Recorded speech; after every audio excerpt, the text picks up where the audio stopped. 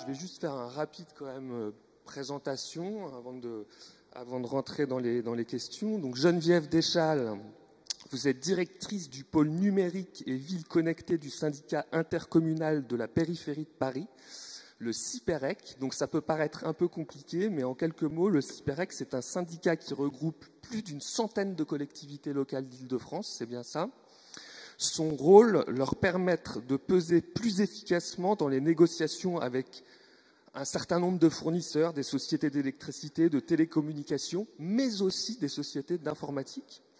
Et c'est dans ce cadre-là, Geneviève Deschal, que vous avez eu à mener plusieurs appels d'offres, donc pour le compte de ces collectivités locales, dans le domaine du cloud. Vous allez nous en parler. Donc c'est une structure vraiment très intéressante, un peu unique en France, et vous allez nous détailler tout ça. À côté de vous, Stéphane Roman. On ne s'est pas vu juste avant, donc je vous découvre. Vous êtes Cloud Platform Sales Consulting Director chez Oracle. Alors Oracle, on ne présente plus Oracle, leader historique sur le segment des bases de données. Oracle a depuis quelques années amorcé un virage vers le cloud, autour duquel votre groupe redessine désormais son business model. On va également l'évoquer. À côté de vous, Noël Cavalière. Vous étiez déjà là, ici, avec nous l'année dernière. Vous êtes Chief Technical Architect chez PSA. À ce titre, figure dans vos principales missions la définition et le pilotage du déploiement de l'infrastructure cloud de PSA, à la fois publique et privée. Enfin, Thierry Chaumont, tout au bout. Thierry Chaumont, vous êtes Business Owner Private and Hybrid Cloud au sein d'Orange Business Services. Autour de cette table, vous portez donc le chapeau du prestataire de service. Orange Business Services, donc OBS pour les intimes, n'est en effet pas seulement un provider de cloud avec la fameuse offre Flexible Engine, mais c'est aussi un prestataire d'accompagnement des entreprises dans une logique multi-cloud, donc on va voir ça également. Alors Geneviève Deschal, bien évidemment, on va commencer avec vous. Est-ce que vous pouvez d'abord nous contextualiser un peu, voilà, prenez un micro, votre démarche en matière d'appel d'offres et l'historique des appels d'offres que vous avez pu mener, notamment dans le domaine du cloud, en quelques mots, pour qu'on comprenne bien. Juste en quelques mots. Déjà, bonjour, je suis ravie d'être là et puis de pouvoir parler devant vous un petit peu des collectivités qui ne sont pas mises à l'écart dans cette changement dans cette transformation digitale et qui pourtant ont des spécificités qui leur sont propres.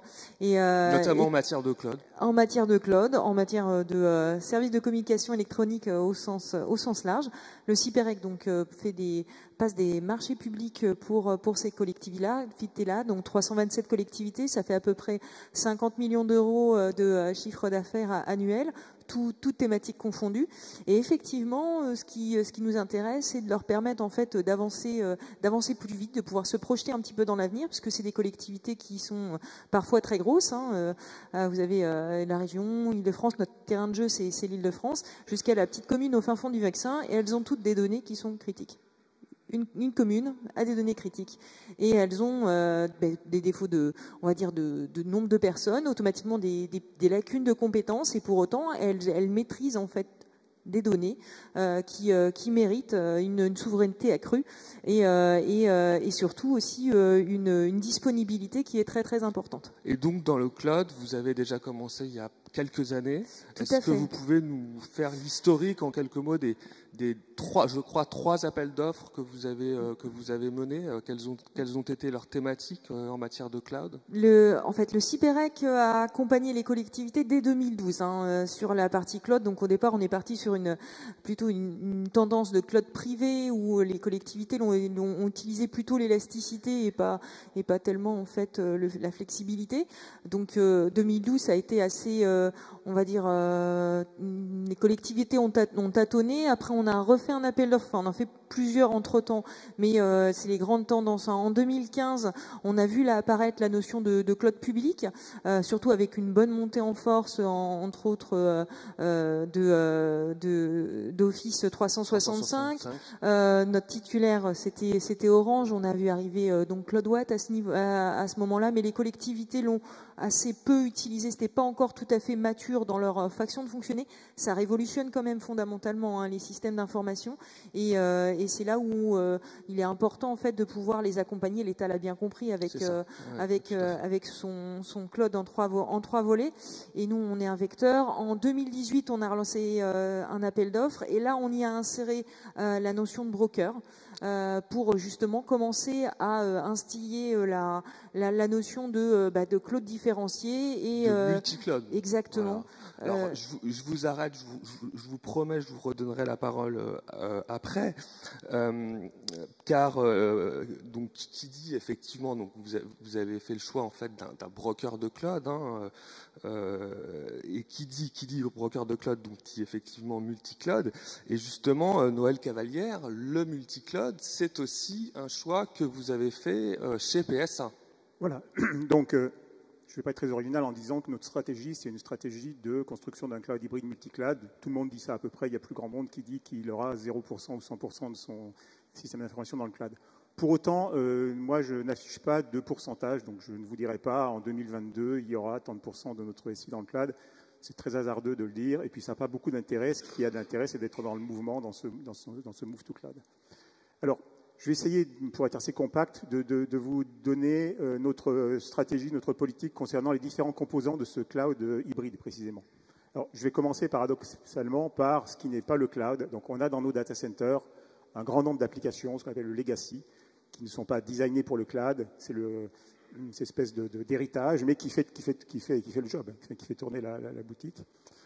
On n'a pas chez PSA aujourd'hui de stratégie affichée de migration de ce patrimoine-là dans le cloud public. Il n'y a pas le rationnel pour le faire, et en particulier, il n'y a pas le rationnel économique.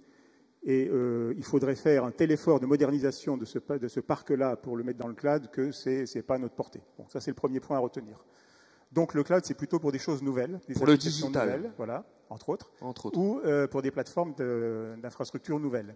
Et ces développements nouveaux, il y a deux cas de figure. Soit on veut les garder chez nous, et là, on a construit une plateforme de cloud interne, privée, sur les mêmes principes et les mêmes technologies que le cloud public. Et je rejoins Laurent Maury en disant que l'open source tient sa place. Enfin, c'est des outils stratégiques aujourd'hui. Donc, notre plateforme, c'est une base OpenStack. On a une plateforme de Container as a Service sur base Docker. Et ça, c'est notre cloud privé. Cette plateforme Docker nous permet aussi de déployer vers l'extérieur. Ensuite, concernant le cloud public, qui est donc l'autre composante du cloud hybride, ce qu'on va chercher, je m'inscris aussi complètement dans ce qu'a dit Laurent Maury, ce qu'on va chercher dans le cloud public aujourd'hui, c'est d'abord de l'agilité et de la flexibilité. Deuxièmement, l'accès à des nouvelles technologies ou à des nouvelles fonctionnalités qu'on n'a pas chez nous.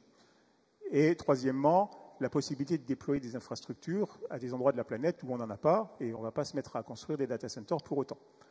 Vous remarquerez donc que je ne vous ai pas dit, et je ne vous dirai pas qu'on va chercher dans le cloud des économies. C'est surtout pas ce qu'on présente à notre management. D'autres s'en chargent, mais pas moi. Donc voilà les trois inducteurs. Alors, si on regarde rapidement les trois composantes du cloud public, SaaS, PaaS, IaaS, nous, notre approche, c'est que le cloud, ça se prend par le haut. Quand je dis par le haut, c'est de la plus forte valeur ajoutée business à la plus faible. La plus forte valeur ajoutée business, c'est clairement le SaaS. C'est le SaaS. On a des applications prêtes à l'emploi. Ça permet de répondre vite aux besoins du business. La contrepartie qu'il faut accepter, c'est qu'on maîtrise à peu près rien, de l'infrastructure jusqu'à l'application. Mais c'est le prix à payer. Alors justement, c'était un peu ma question suivante, c'est-à-dire comment vous positionnez le cloud dans la stratégie de transformation numérique de PSA. Donc ça rejoint ce que vous venez de dire. Ça rejoint, je vais vous le dire. Donc je termine sur les deux autres couches. Le PaaS, ensuite, c'est ce qu'on regarde après le SaaS. Grosse valeur ajoutée en termes de time to market grâce aux services managés. Il y a une richesse de services managés chez les cloud providers qui permettent d'aller vite, de développer vite et de déployer vite et souvent. Voilà. Puis après, le IaaS, le IaaS, encore une fois, ce n'est pas là-dessus qu'on va faire des gains considérables. Simplement, ça permet de s'implanter à des endroits où on n'est pas. Alors, par rapport à la stratégie du groupe, donc, le monde automobile est un monde qui vit en ce moment des transformations considérables. On pense souvent que c'est une vieille industrie historique, mais il y a des transformations considérables. Par exemple, chez PSA, mais chez tout le monde, notre ambition, c'est d'être évidemment toujours un constructeur automobile de référence, mais de vendre aussi des services de mobilité. Et ça, il y a de plus en plus d'attentes là-dessus. Le moteur pour vendre des services de mobilité, c'est l'IT. Si on compare ça aux usines pour faire des voitures. Bon. L'autre axe qui monte en force, c'est le traitement de la donnée, des données de toutes origines, en croisant cette donnée, en tirant de la valeur pour mieux connaître nos clients, pour mieux connaître ses attentes, pour construire l'usine du futur. Et cette agilité et les fonctions précisément qu'on va trouver dans le cloud sont vraiment stratégiques pour supporter ces orientations business, clairement. Clairement. Alors, chez Orange Business Services, Thierry Chaumont, comme on l'a dit, vous proposez votre propre offre de cloud, Flexible Engine, mais ça ne vous empêche pas non plus d'être favorable au multi-cloud, comme je l'ai dit au départ. Alors tout à fait. Donc nous accompagnons les entreprises dans leur transformation vers le cloud. Ce que nous observons, à l'instar de ce qui a été dit, c'est que les entreprises ne vont pas complètement dans le cloud public, mais ont souvent des stratégies hybrides avec une partie en cloud privé, une partie en cloud public, voire plusieurs clouds publics, des clouds publics français, des clouds publics à l'international. L'enjeu que nous on sous-tend, c'est d'être capable de garantir sur l'usage de ces clouds une disponibilité, une sécurité irréprochable en termes opérationnels, de façon à ce que le DSI puisse complètement se reposer sur cette infrastructure managée.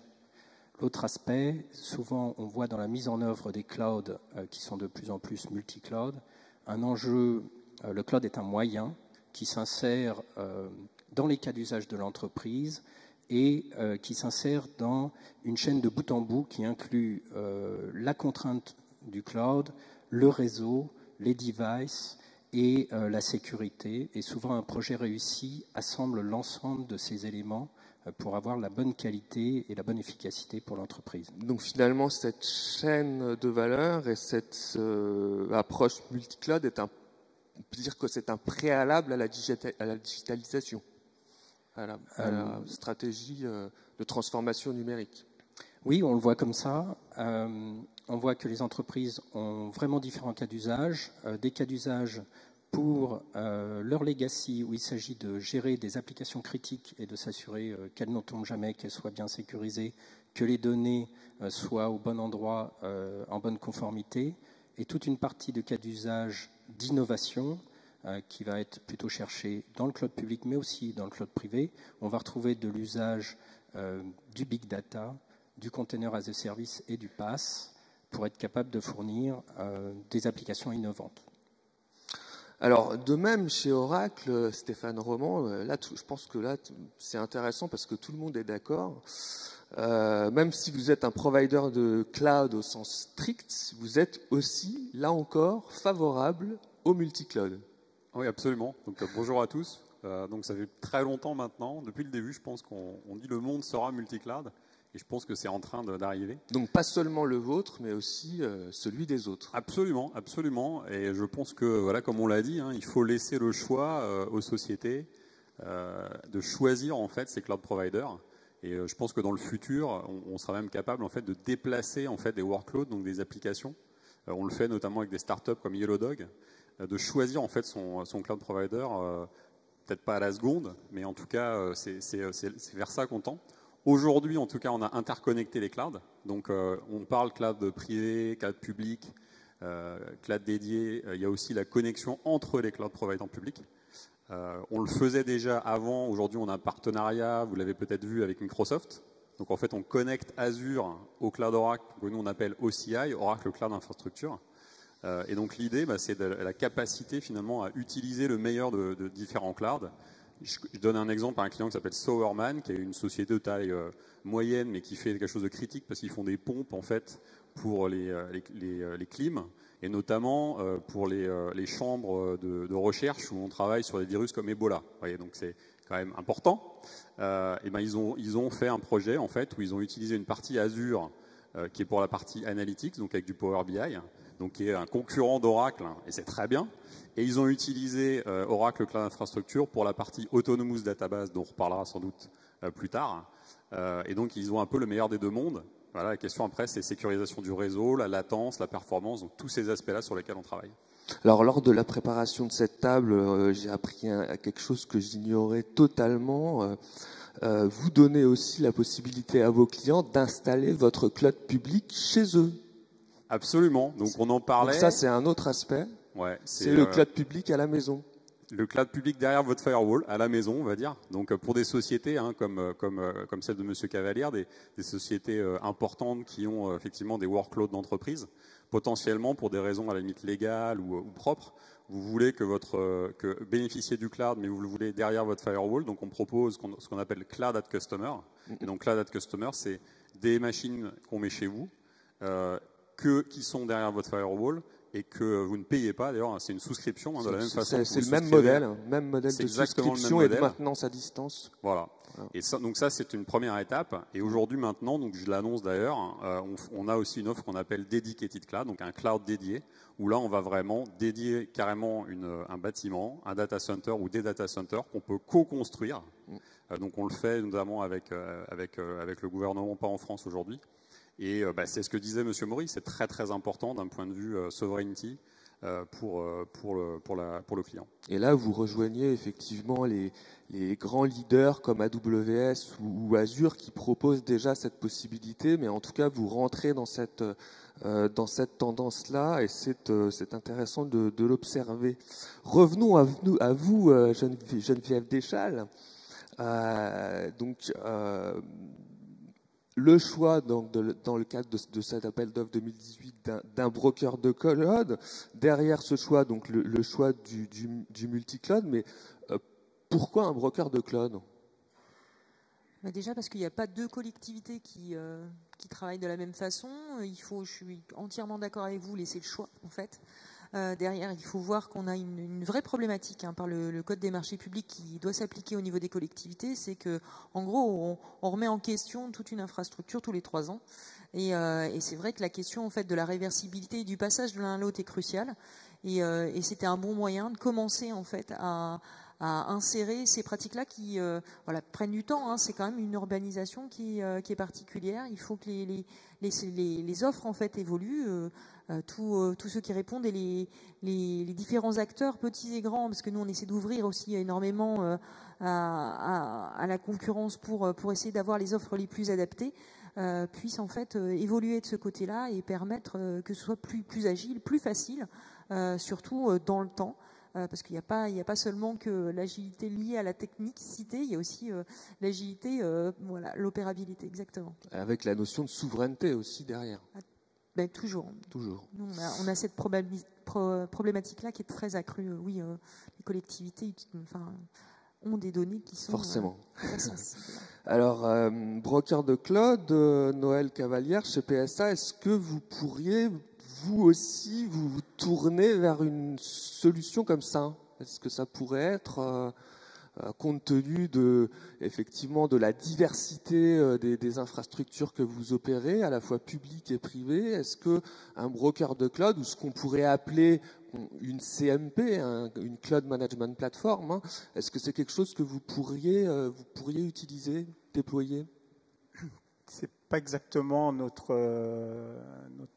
plan. Si vous voulez, notre cloud hybride, ça va être notre cloud privé, bien entendu, et puis on a choisi de travailler avec 2 acteurs principaux du monde du cloud public. 2, c'est parce que 2, c'est plus que 1, c'est trop risqué, mais 2, c'est pas 12 non plus. Donc, on veut limiter un peu le nombre de partenaires. Et se pose effectivement la question de la supervision, la gestion de ce monde hybride, et éventuellement d'avoir une espèce de superstructure qui coifferait tout ça et qui masquerait la diversité vis-à-vis de nos opérateurs, vis-à-vis, etc. Bon, je dois reconnaître que c'est quelque chose à quoi on ne croit pas beaucoup. Enfin, c'est conceptuellement intéressant, on est tous d'accord avec ça. Je ne suis pas persuadé que dans la réalité, ce ne soit pas la porte ouverte à construire une espèce de cathédrale gothique qui n'a des vertus que conceptuelles. Donc, je pense qu'il faut... donc, ce n'est pas notre stratégie, clairement. D'accord. La contrepartie, c'est qu'il faut accepter une certaine diversité. parce que chez Amazon ou chez Azure, il y a beaucoup de choses en commun, mais ce n'est pas tout à fait les mêmes interfaces, pas tout à fait les mêmes API, etc. Nous, on va essayer de coller au plus près des offres de chacun en acceptant cette diversité, mais en faisant en sorte quand même qu'on ait la maîtrise et la supervision globale. Ça, c'est excessivement important. Il n'est pas question qu'on perde la main sur ce qui est en dehors de chez nous. Mais voilà, on n'est pas prêt. Enfin, on a quelques réserves vis-à-vis d'une espèce de superstructure. Voilà. C'est vrai que mais je reconnais que ce n'est pas un débat simple et que c'est vraiment un compromis entre qu'est-ce que j'accepte comme diversité et qu'est-ce que de quoi j'ai besoin pour être réellement efficace opérationnellement. Alors, Stéphane Roman, là, on évoque la question quelque part à la fois à travers des infrastructures de PSA, mais aussi du broker choisi par Cyperec. On évoque la question de l'industrialisation finalement du cloud. Vous allez encore plus loin, puisque vous n'hésitez pas à mettre de l'intelligence artificielle dans le cloud. Alors expliquez-nous ça.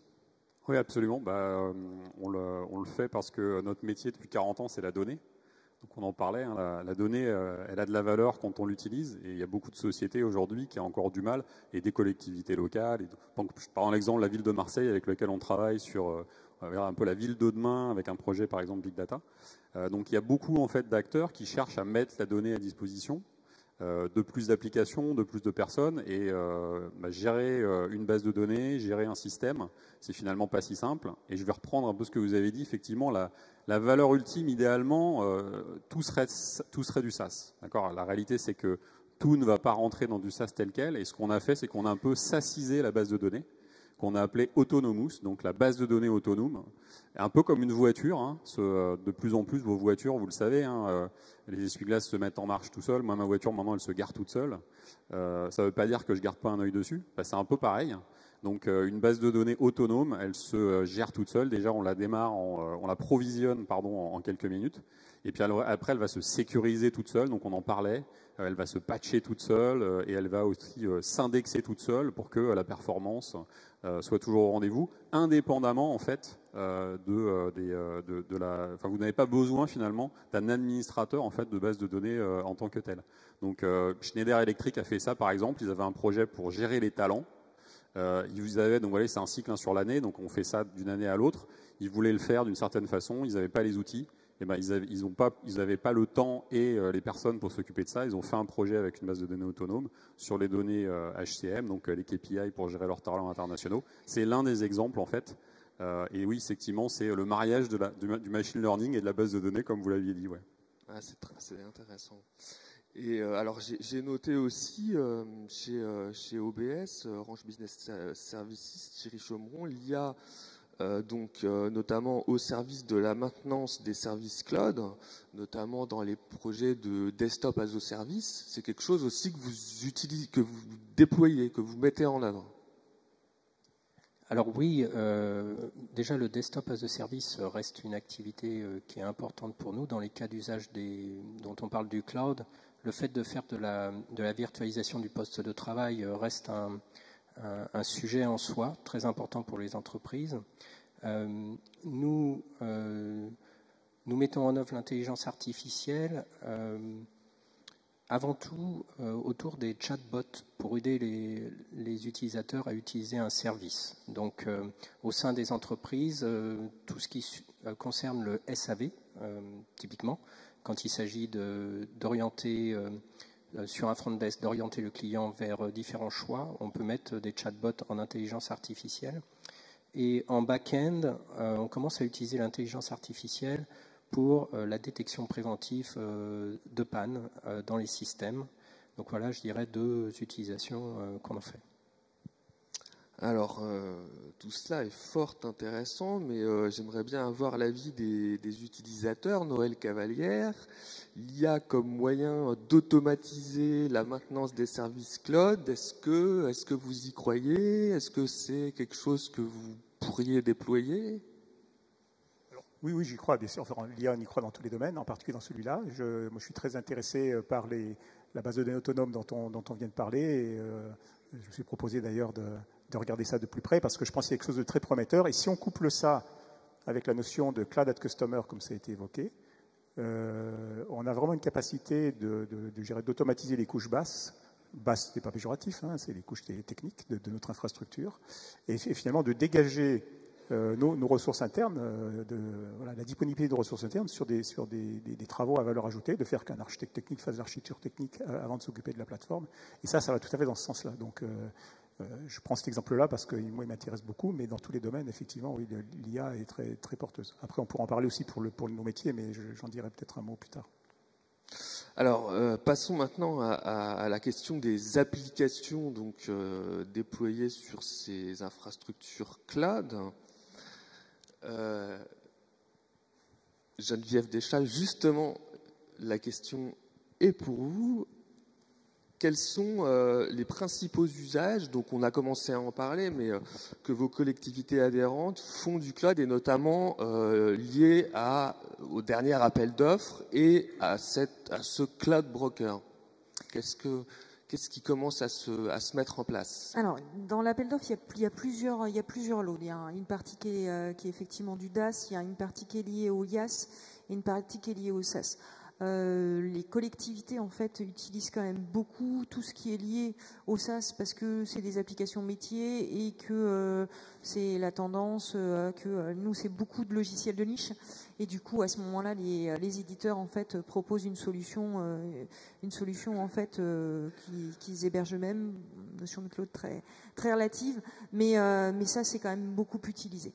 Ensuite plus sur la partie DaaS, ça permet effectivement de pouvoir automatiser et ça je suis tout à fait d'accord avec vous, toute la partie en fait vraiment technique qui demande de la main-d'œuvre mais aussi de la technicité qui évolue avec des équipes qui sont pas nécessairement très très staffées et avec une compétence qu'il faut quand même continuer à maintenir au fil du temps, et quand on n'a pas les tailles critiques c'est quand même extrêmement compliqué. Néanmoins c'est quand même des éléments qui sont très importants et à sécuriser et à continuer à faire en sorte qu'ils soient performants. Donc cette partie-là en fait est émergente à l'heure actuelle, c'est pas très bien utilisé. Le IaaS est beaucoup plus utilisé en fait à l'heure actuelle, plus pour du PRA. D'accord. Que vraiment pour... on n'utilise pas encore beaucoup la notion de flexibilité. Les activités, je pense, s'y prêtent pas complètement. On avait essayé de faire un lot de passe. Donc les usages sont quand même relativement timides en matière de gros projets digitaux. Ça vient. Sur les collectivités, il y a les grosses qui, elles, ont les moyens de pouvoir y aller. Ouais, c'est ça. Mais il faut entraîner tous les autres derrière. Et j'ai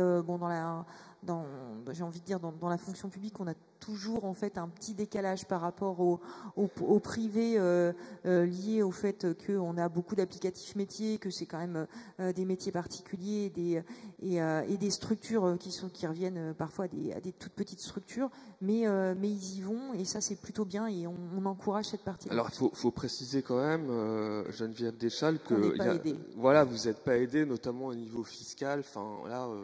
Voilà. Le cadre fiscal n'est pas très adapté à l'adoption du cloud par les collectivités locales. C'est le moins qu'on puisse dire. Entre le code des marchés publics et le cadre budgétaire qui fait que, en fait, à ce moment-là, dès qu'on passe dans le cloud, on passe de l'investissement au fonctionnement qui est beaucoup plus cher pour les collectivités. Et comme en plus on réfléchit pas en coût global, c'est pas dans les mœurs, c'est pas fait pour en fait. Ça n'a pas été traduit comme ça. C'est beaucoup plus compliqué. Voilà, c'est ça, notamment avec la TVA.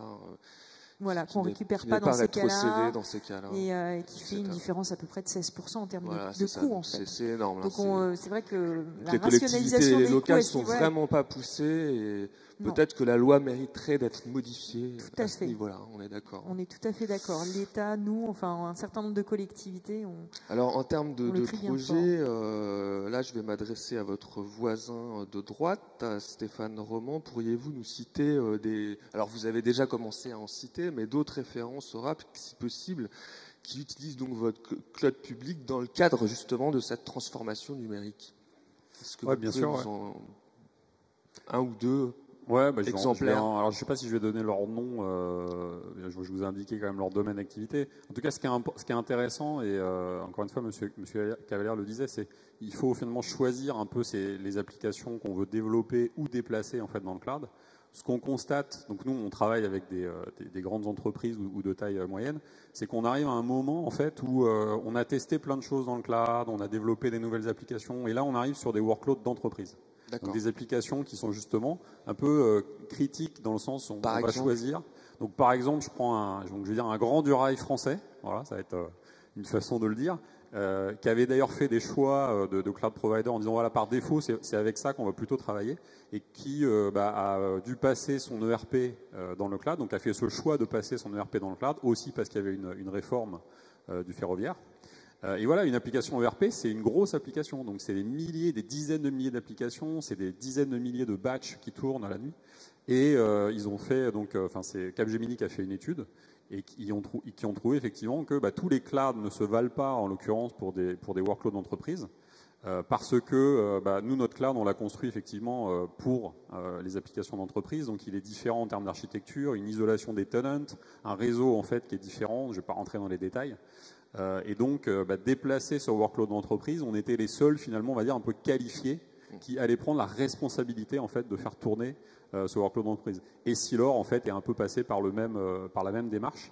Donc la conclusion, je vais dire, c'est les clouds sont différents. Il faut faire le bon choix. Il faut étudier intelligemment à tête reposée et au final décider en fonction du type en fait de workload qu'on veut déplacer ou créer.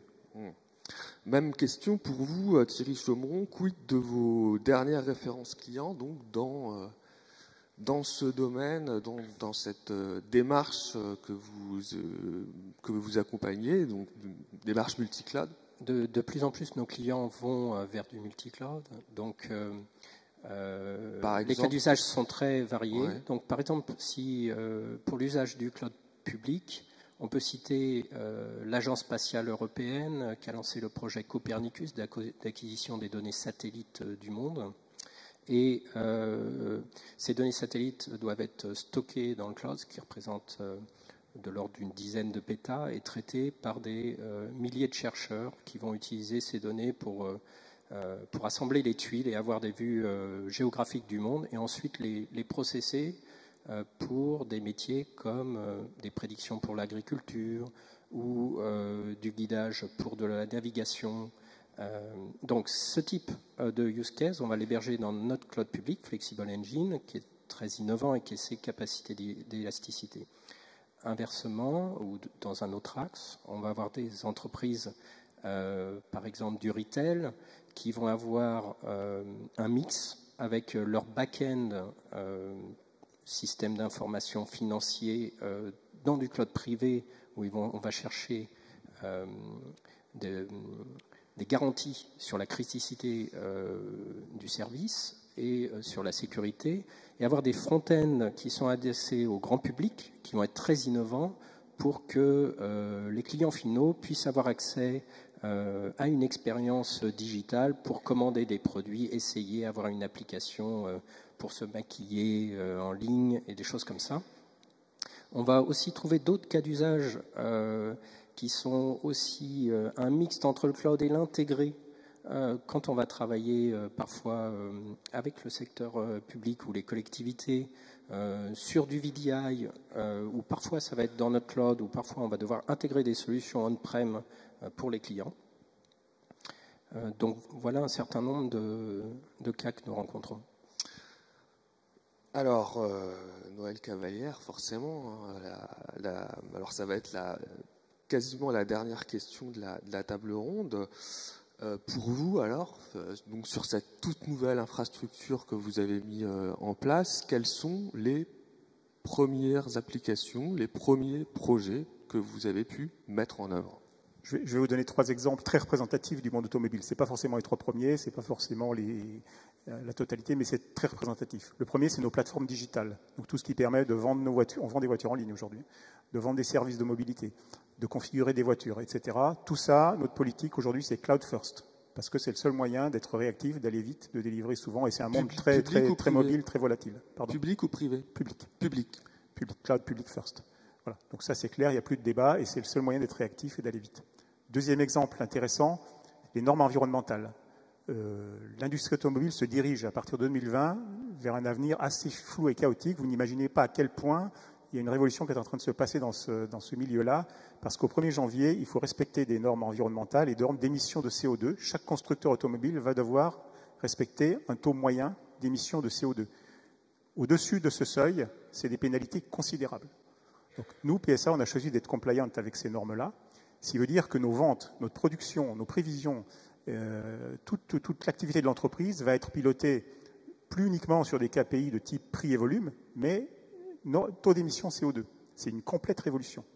Et avec beaucoup d'incertitudes. Ça vous amène à revoir avec beaucoup d'incertitudes. J'imagine. Donc pour faire ça, voilà, vous imaginez qu'on a besoin d'une espèce de cockpit de pilotage qui va permettre, avec un tas de curseurs, de régler la façon dont on vend nos voitures, le type de voiture qu'on vend, le mix de voitures qu'on vend, pour être en permanence compliant avec ce taux d'émission CO2. Ça, on le fait en se servant du cloud. Donc les données brutes sont chez nous, sur les plateformes Oracle, entre autres, Exadata, etc.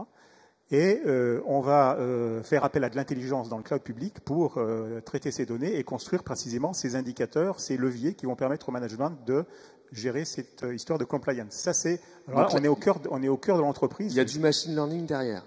Il y a du machine learning, il y a de l'intelligence. Et là, on n'est pas sur des applications marginales, comme on l'a dit à une époque, le cloud, c'est pour ce qui n'est pas important. On est au cœur de la boîte. Toutes les industries automobiles aujourd'hui sont focalisées sur ce type de problème. Donc voilà un exemple. Une autre illustration qui va vous parler sans doute, c'est la voiture autonome. Bon. Une voiture autonome, il faut lui apprendre à être autonome. Et donc comment on fait ça? On fait rouler des vraies voitures sur des vrais parcours. On récupère tout un tas de mesures techniques de la voiture ou d'environnement avec des vidéos de définition, etc. Et avec toutes ces données qui sont considérables, l'ordre de grandeur, c'est 2 à 4 téraoctets par voiture par jour qui remontent. C'est beaucoup. L'idée, c'est avec ces données, c'est de faire des simulations, de faire bouger ces données, évoluer ces données pour créer de nouvelles situations de vie que la voiture va apprendre. Donc là, on est un peu dans le schéma inverse, c'est-à-dire que la donnée brute qui est considérable, on va la stocker dans le cloud public et on va faire de l'intelligence qui est plutôt sur notre plateforme de cloud interne. Donc c'est un peu le symétrique de l'exemple précédent, mais vous voyez que là aussi, on est au cœur des grandes préoccupations de l'entreprise. La voiture autonome, tout le monde en parle. Nous, on a pris des positions claires, on ne va pas aller jusqu'au dernier degré de la voiture autonome parce qu'on pense qu'il n'y a plus personne qui pourra se la payer, donc ce n'est pas le but. Il faut que la voiture reste un outil accessible et un outil de liberté. Donc on s'arrête au niveau 3, c'est-à-dire le constructeur qui est capable à tout moment de reprendre le contrôle, mais enfin il y a quand même beaucoup de choses qui sont automatisées là-dedans, et voilà, il faut entraîner la voiture et on va le faire là. Et donc le cloud, là aussi, joue un rôle vraiment important, en particulier pour le stockage des données, avec énormément d'incertitudes, et c'est là qu'on voit tout le gain quand il y a de la flexibilité, de l'incertitude, de l'inconnu. Je vous parle de gros volumes, mais on n'en est pas complètement sûr, on n'est pas complètement sûr du rythme auquel ça va se mettre en place, etc. Donc plus il y a d'inconnu, plus la flexibilité du cloud est intéressante. Voilà. Bon, on arrive au terme de cette table ronde. Merci vraiment à tous les quatre. C'était particulièrement intéressant. Je vais rendre la parole à Alain pour la suite. Oui, merci.